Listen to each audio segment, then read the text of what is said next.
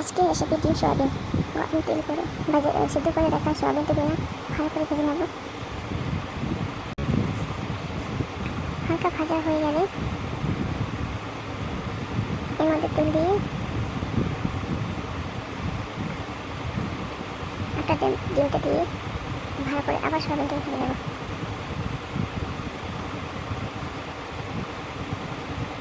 এখন আপনারা নিজেদের অনুযায়ী ডিম দিতে পারেন, বেশিও দিতে পারেন, কমও, কিন্তু বেশি অতিরিক্ত বেশি দিলে ভালো লাগবে না। আর একটা ডিম দিলে দুটো সয়াবিন আর ডিমের টেস্টটা মেনটেন থাকবে। নুন দিয়ে দিলাম, আগে নুন দিলে আবার সয়াবিনটা ভালো করে ভাজাই না। এবার সেই তেল কড়াইয়ের মধ্যে আবার তেল দিয়ে দিলাম, একটা তেজপাতা ফোড়ন, তার মধ্যে কাটে রাখা পেঁয়াজটা দিয়ে দিলাম।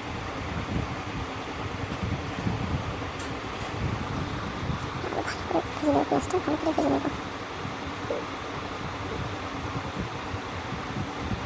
মাঝে মধ্যে নাড়াচাড়া করে পেঁয়াজটা লাল করে নেব। লাল হয়ে এলে এসে গেছে ভাজা হয়ে গেছে পেঁয়াজটা।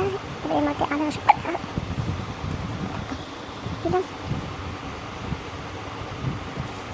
নুন, হলুদ গুঁড়ো দিয়ে দিলাম। দুটোকে ভালো করে মিশিয়ে নেব।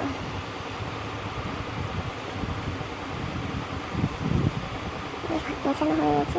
এর মধ্যে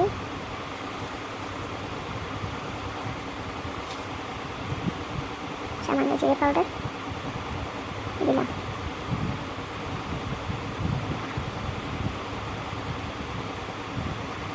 লঙ্কা গুঁড়ো দিলাম। ঝালটা আপনাদের স্বাদ অনুযায়ী দেবেন।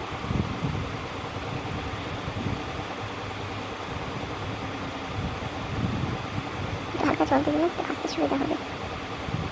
ড্রাই মশলা দিলে একটু লেগে যায়।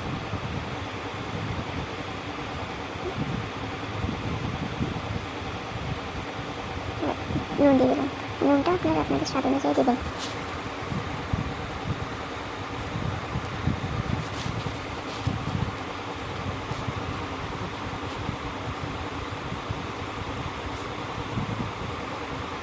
হালকা জল দিয়ে আবার ভালো করে নাড়াচাড়া করে নিলাম। এর মধ্যে এবার একটা টমেটোর ভাগ করে দিয়ে দিলাম।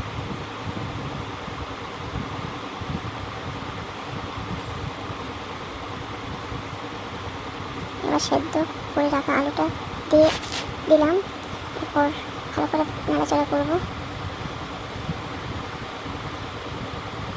একটু আলুটা ছোটো ছোটো করে নিচ্ছি।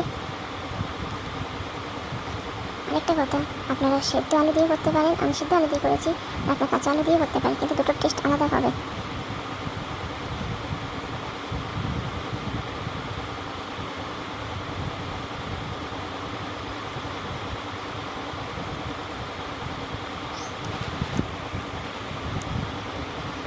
ভালো করে ভেজে নিই,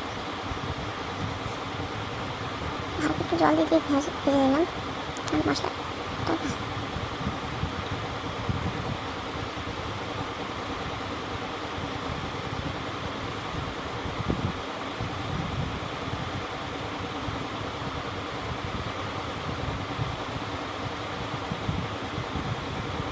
এবার ভেজে রাখা ডিম সয়াবিনটা দিয়ে নিলাম।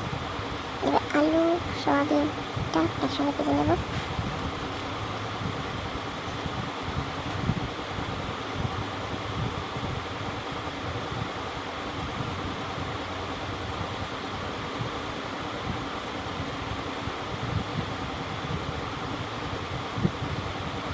ভালো হয়ে গেছে বলে এর মধ্যে জল দিয়ে দিলাম। জলটা আপনাদের অনুযায়ী দেবেন, যদি ঝোল রাখবেন তো বেশি করে দেবেন, যদি হালকা ঝোল রাখবেন সে মিশিয়ে জলটা ব্যবহার করবেন। কিন্তু এর মধ্যে একটি হলো, আপনারা যদি গরম জল ব্যবহার করতে পারেন আরও ভালো হবে। রান্নার মধ্যে সেদ্ধ জল দিলে রান্নার টেস্ট ভালো হয়ে যায়। রান্নাটা হয়ে এলো, আমরা ঢেকে দিয়ে দিলাম। প্রায় হয়ে এলাম রান্নাটা। আমি একটু ঝোল করলাম।